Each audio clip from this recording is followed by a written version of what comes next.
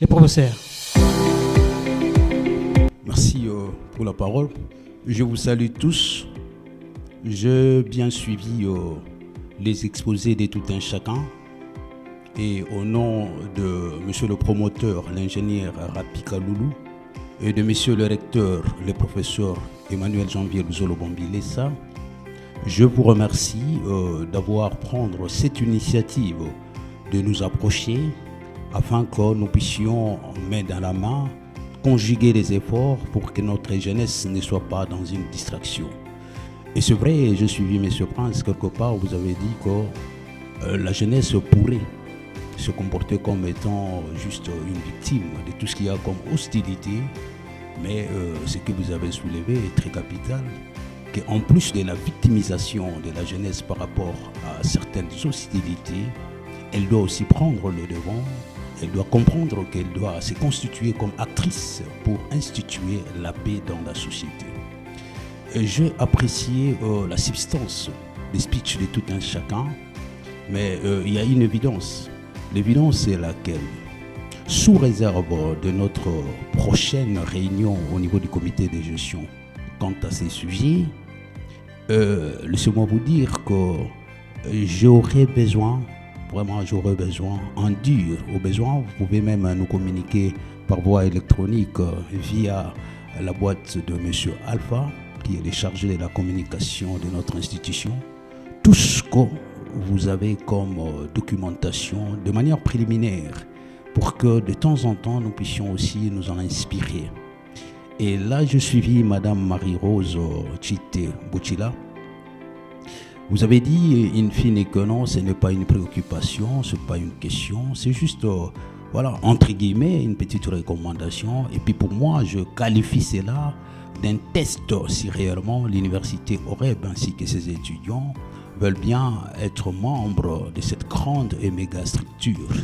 Votre préoccupation est celle de savoir est-ce que l'information est vraiment passée sur le plan public, autrement dit, est-ce que le secrétariat général du ministère de la Jeunesse ou soit la division provinciale de la jeunesse à Matadi est déjà au courant, soit à communiquer avec un groupe de jeunes ou avec une institution universitaire sur l'agenda jeunesse, paix et sécurité.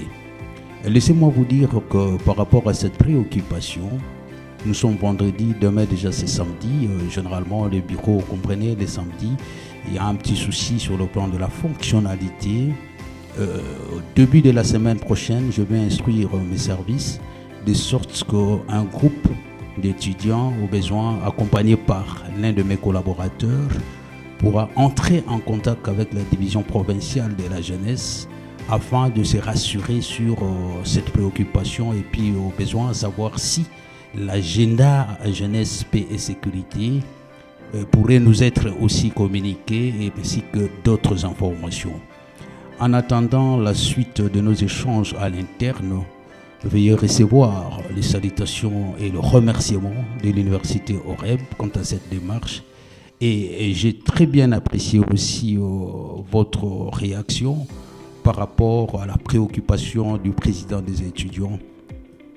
Et ça, j'ai écrit, vous avez signalé qu'il faut préalablement exister avant qu'il ne puisse avoir un partenariat, une intervention donnée, un accompagnement donné, mais il faut préalablement exister. Et c'est vrai, la réglementation de l'enseignement supérieur et universitaire au Congo veut assez que toute structure des étudiants à l'interne, pour son fonctionnement, puisse préalablement bénéficier d'un accord de l'autorité universitaire. Donc, nous allons préparer et encadrer les étudiants dans ce sens, comment élaborer leur statut, le règlement intérieur, et puis solliciter, ça c'est mon secteur étant secrétaire général académique, l'autorisation de fonctionnement. Et puis, vous leur avez dit qu'il faudra aussi procéder à la vulgarisation de la résolution qu'ils n'ont pas encore, donc ils en auront bien sûr dans les jours à venir.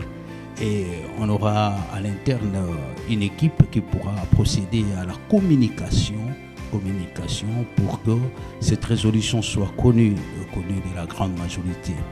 Et puis Madame Divina avait ajouté qu'il faut commencer avec les activités, et ça a été renforcé par Madame Marie-Rose. Il ne faut pas attendre, parce que sans la visibilité sur terrain, les interventions pourront encore traîner, parce qu'on ne saura pas comment conclure un partenariat avec une structure inexistante. Alors ça, j'ai apprécié. Donc nous ici à l'interne, une fois conclu, on sera dans l'obligation de commencer déjà à poser des actes en attendant tout accompagnement, et que ces accompagnements, comme l'a dit Madame Marie-Rose, pourront être le renforcement des capacités et consorts.